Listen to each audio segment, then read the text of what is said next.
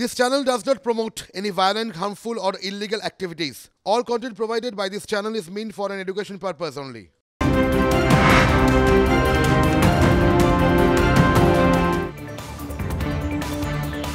শুরুতেই আমরা যে খবরে নজর রাখবো, রেশন দুর্নীতির গেরোয় এবার মলয়।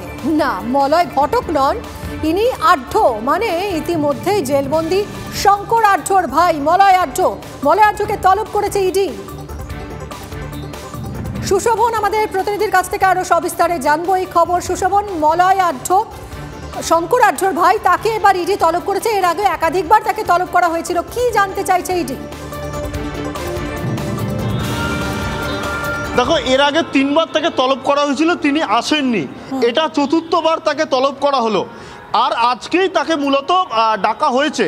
তার একটাই কারণ, যদি আজকে তিনি কোনোভাবে না আসেন তাহলে কিন্তু বড়সড় পদক্ষেপ হতে পারে, ইডির সূত্রে এরকমই খবর। কিন্তু আজকে আসলে মূলত কেন তাকে ডাকা হয়েছে এটা সবথেকে গুরুত্বপূর্ণ। যেই জায়গায় যেটা জানা যাচ্ছে যে এই মলয় আড্ডর নামে আড্ড ফরেস্ট কোম্পানি সেটা রয়েছে, তার স্ত্রীর নামে আরেকটি কোম্পানি রয়েছে ত্রিনয়নী, এবং অন্যদিকে দুজনের নামে আরেকটি আইসক্রিম কোম্পানি রয়েছে। অর্থাৎ এই যে কোম্পানি, সেই কোম্পানিতে যে লেনদেন দেখা গেছে, অর্থাৎ যে ট্রানজাকশানগুলো দেখা গেছে, সেগুলোতেই ইডির যেটা নজর রয়েছে।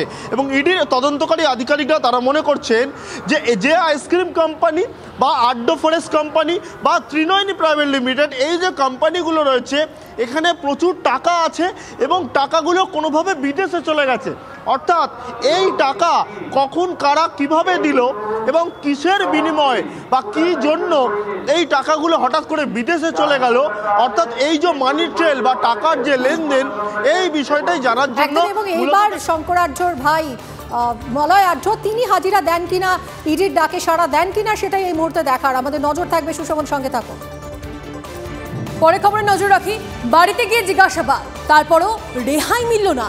ফের হেমন্ত সোরেনকে ইডির তলব। ঝাড়খণ্ডের মুখ্যমন্ত্রীকে নতুন করে সমন এজেন্সির জমি বিক্রিতে টাকা তছরূপ মামলার তদন্তে তলব।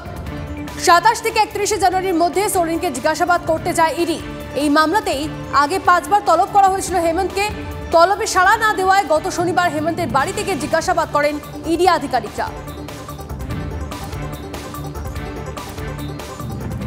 পশ্চিম মেদিনীপুর মুর্শিদাবাদের পর আজ মমতার নজর বীরভূমে। কেষ্টভূমে রণকৌশল ঠিক করে দিতে আজ বৈঠক রয়েছে। বিকেল 3টায় কালীঘাটে বৈঠক করবেন তৃণমূল নেত্রী।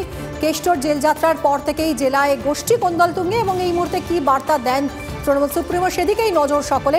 আরও জানবো সৌরভ গুহ আমাদের প্রতিনিধির কাছ থেকে। সৌরভ। মিমি, আজকে তৃতীয় জেলা অর্থাৎ পশ্চিম মেদিনীপুর মুর্শিদাবাদের পর গুরুত্বপূর্ণ তৃতীয় জেলা বীরভূম। আজকে 3টের সময় বৈঠক শুরু হবে এবং 4টের সময় গোটা জেলার বিভিন্ন জনপ্রতিনিধি এবং পার্টি নেতাদের নিয়ে বৈঠক হবে। অনুব্রত মণ্ডল তার পরবর্তী সময়ে আমরা দেখলাম যে 9 জনের একটা কোর কমিটি করে বিভিন্ন গোষ্ঠীর মধ্যে ভারসাম্য রক্ষা করেছিলেন মমতা বন্দ্যোপাধ্যায়।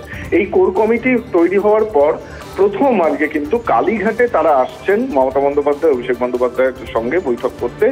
নিঃসন্দেহে আগামী নির্বাচনের রণকৌশল, এবং মনে রাখতে হবে 2014 সালের পর থেকে বীরভূমে কিন্তু বিজেপি একটু একটু করে তাদের সংগঠন যথেষ্ট জোরালো করছে। সেই জায়গা থেকে কি বার্তা দেন তৃণমূল সুপ্রিমো, কি বার্তা দেন অভিষেক, সুব্রত বক্সী, সেদিকে নজর সবার। মিমি, ধন্যবাদ সৌরভ।